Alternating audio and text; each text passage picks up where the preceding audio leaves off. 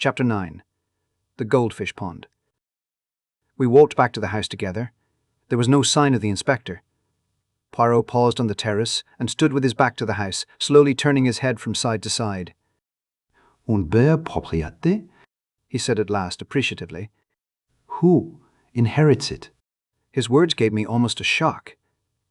It is an odd thing, but until that moment the question of inheritance had never come into my head. Poirot watched me keenly. "It is a new idea to you, that," he said at last. "You had not thought of it before, eh?" "No," I said truthfully. "I wish I had." He looked at me again curiously. "I wonder just what you mean by that," he said thoughtfully. No. As I was about to speak, "Inutile. You would not tell me your real thought." "Everyone has something to hide," I quoted, smiling. "Exactly." "You still believe that?" "More than ever, my friend. But it is not easy to hide things from Hercule Poirot. He has a knack of finding out." He descended the steps of the Dutch garden as he spoke. "Let us walk a little," he said over his shoulder. "The air is pleasant today." I followed him. He led me down a path to the left enclosed in yew hedges. A walk led down the middle, bordered each side with formal flower beds, and at the end was a round, paved recess with a seat and a pond of goldfish. Instead of pursuing the path to the end, Poirot took another which wound up the side of a wooded slope. In one spot the trees had been cleared away and a seat had been put. Sitting there, one had a splendid view over the countryside, and one looked right down on the paved recess and the goldfish pond. "England is very beautiful," said Poirot, his eyes straying over the prospect. Then he smiled. "And so are English girls," he said in a lower tone. "Hush, my friend, and look at the pretty picture below us." It was then that I saw Flora. She was moving along the path we had just left, and she was humming a little snatch of song. Her step was more dancing than walking, and in spite of her black dress, there was nothing but joy in her whole attitude. She gave a sudden pirouette on her toes, and her black draperies swung out. At the same time, she flung her head back and laughed outright. As she did so, a man stepped out from the trees. It was Hector Blunt. The girl started. Her expression changed a little. "How you startled me. I didn't see you." Blunt said nothing, but stood looking at her for a minute or two in silence. "What I like about you," said Flora, with a touch of malice, "is your cheery conversation." I fancy that at that, Blunt reddened under his tan. His voice, when he spoke, sounded different. It had a curious sort of humility in it. "Never was much of a fellow for talking. Not even when I was young." "That was a very long time ago, I suppose," said Flora gravely. I caught the undercurrent of laughter in her voice, but I don't think Blunt did. "Yes," he said simply. "It was." "How does it feel to be Methuselah?" asked Flora. This time the laughter was more apparent, but Blunt was following out an idea of his own. "Remember the Johnny who sold his soul to the devil in return for being made young again? There's an opera about it." "Faust, you mean?" "That's the beggar. Rum story. Some of us would do it if we could." "Anyone would think you were creaking at the joints to hear you talk," cried Flora, half vexed, half amused. Blunt said nothing for a minute or two. Then he looked away from Flora into the middle distance and observed to an adjacent tree trunk that it was about time he got back to Africa. "Are you going on another expedition, shooting things?" "Expect so. Usually do, you know. Shoot things, I mean." "You shot that head in the hall, didn't you?" Blunt nodded. Then he jerked out, going rather red as he did so. "Care for some decent skins any time. If so, I could get 'em for you." "Oh, please do," cried Flora. "Will you really? You won't forget?" "I shan't forget," said Hector Blunt. He added, in a sudden burst of communicativeness, "Time I went. I'm no good in this sort of life. Haven't got the manners for it. I'm a rough fellow. No use in society. Never remember the things one's expected to say. Yes, time I went."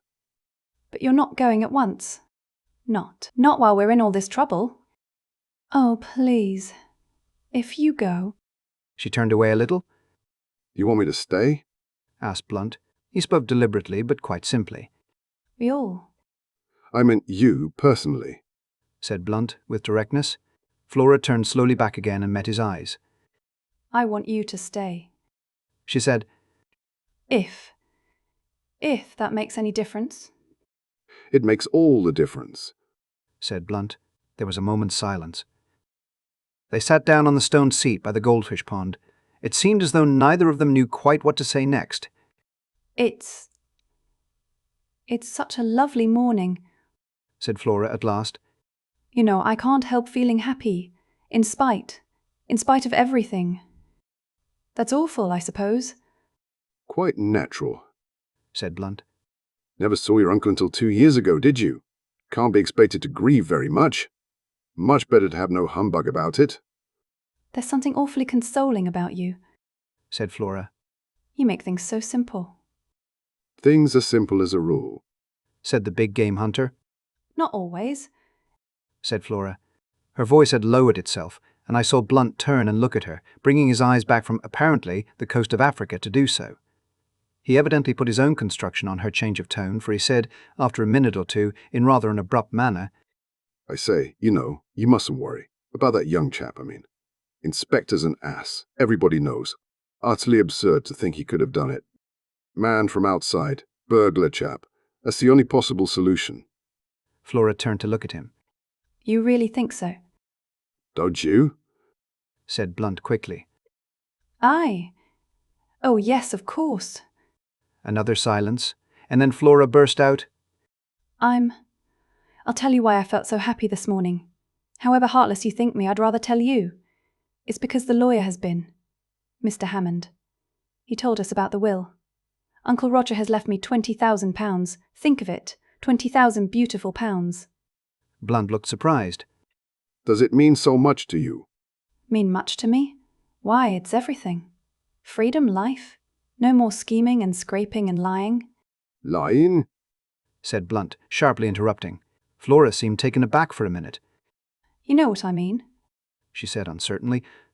Pretending to be thankful for all the nasty cast-off things rich relations give you. Last year's coats and skirts and hats. Don't know much about ladies' clothes. Should have said you were always very well turned out. It's cost me something, though, said Flora in a low voice. Don't let's talk of horrid things. I'm so happy. I'm free. Free to do what I like. Free not to. She stopped suddenly. Not to what? Asked Blunt quickly. I forget now. Nothing important. Blunt had a stick in his hand, and he thrust it into the pond, poking at something. What are you doing, Major Blunt? There's something bright down there. Wondered what it was. Looks like a gold brooch. Now I've stirred up the mud, and it's gone. Perhaps it's a crown, suggested Flora.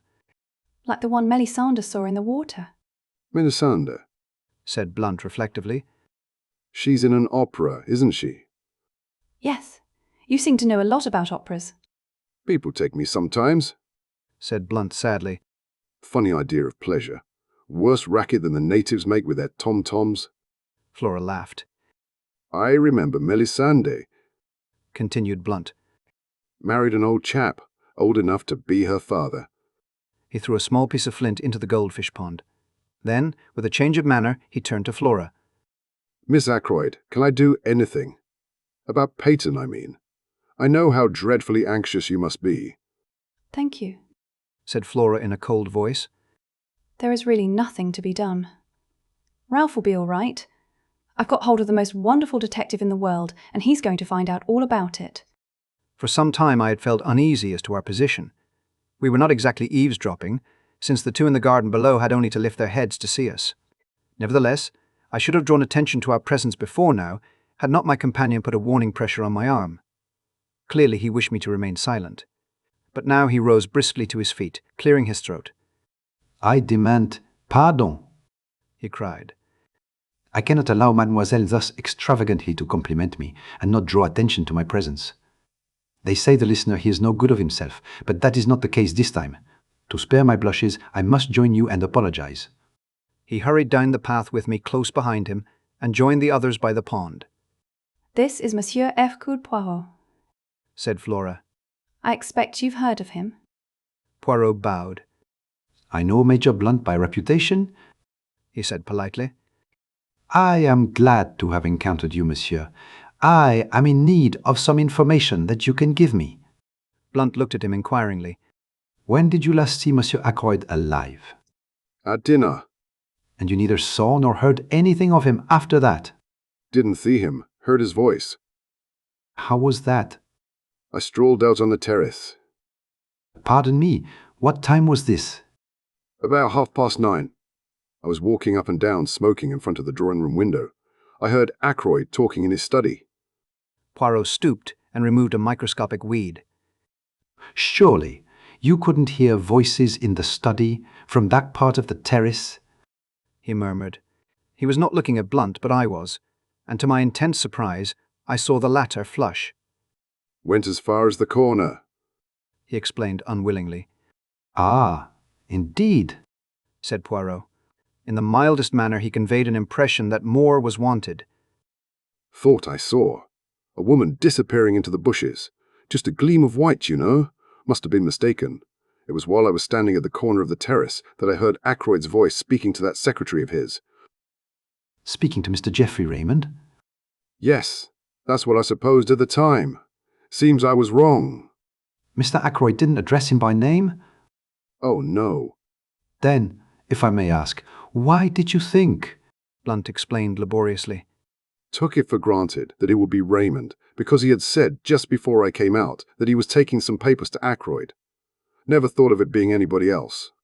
Can you remember what the words you heard were? Afraid I can't. Something quite ordinary and unimportant. Only caught a scrap of it. I was thinking of something else at the time. It is of no importance, murmured Poirot. Did you move a chair back against the wall when you went into the study after the body was discovered? Chair? No. Why should I? Poirot shrugged his shoulders but did not answer. He turned to Flora. There is one thing I should like to know from you, mademoiselle. When you were examining the things in the silver table with Dr. Shepherd, was the dagger in its place, or was it not? Flora's chin shot up. Inspector Raglan has been asking me that, she said resentfully. I've told him, and I'll tell you. I'm perfectly certain the dagger was not there. He thinks it was, and that Ralph sneaked it later in the evening. And he doesn't believe me. He thinks I'm saying it to shield Ralph. And aren't you? I asked gravely. Flora stamped her foot. You too, Dr. Shepherd? Ah, it's too bad. Poirot tactfully made a diversion. It is true what I heard you say, Major Blunt. There is something that glitters in this pond. Let us see if I can reach it. He knelt down by the pond, baring his arm to the elbow, and lowered it in very slowly so as not to disturb the bottom of the pond. But in spite of all his precautions, the mud eddied and swirled, and he was forced to draw his arm out again empty-handed. He gazed ruefully at the mud upon his arm. I offered him my handkerchief, which he accepted with fervent protestations of thanks. Blunt looked at his watch. Nearly lunchtime, he said. We'd better be getting back to the house. You will lunch with us, Monsieur Poirot? asked Flora. I should like you to meet my mother. She is very fond of Ralph. The little man bowed. I shall be delighted, mademoiselle. And you will stay too, won't you, Dr. Shepherd? I hesitated. Oh, do. I wanted to, so I accepted the invitation without further ceremony. We set out towards the house, Flora and Blunt walking ahead. What hair? said Poirot to me in a low tone, nodding towards Flora. The real gold. They will make a pretty couple, she and the dark, handsome Captain Patton. Will they not? I looked at him inquiringly, but he began to fuss about a few microscopic drops of water on his coat sleeve. The man reminded me in some ways of a cat. His green eyes and his finicking habits. And all for nothing, too. I said sympathetically, I wonder what it was in the pond. Would you like to see? asked Poirot. I stared at him. He nodded. My good friend, he said gently and reproachfully, Hercule Poirot does not run the risk of disarranging his costume without being sure of attaining his object. To do so would be ridiculous and absurd. I am never ridiculous. But you brought your hand out empty, I objected. There are times when it is necessary to have discretion. Do you tell your patients everything? Everything, doctor. I think not. Nor do you tell your excellent sister everything either, is it not so? Before showing my empty hand, I dropped what it contained into my other hand. You shall see what that was. He held out his left hand, palm open. On it lay a little circlet of gold, A woman's wedding ring. I took it from him. Look inside, commanded Poirot. I did so. Inside was an inscription in fine writing. From R, March 13th. I looked at Poirot, but he was busy inspecting his appearance in a tiny pocket glass. He paid particular attention to his mustaches and none at all to me. I saw that he did not intend to be communicative.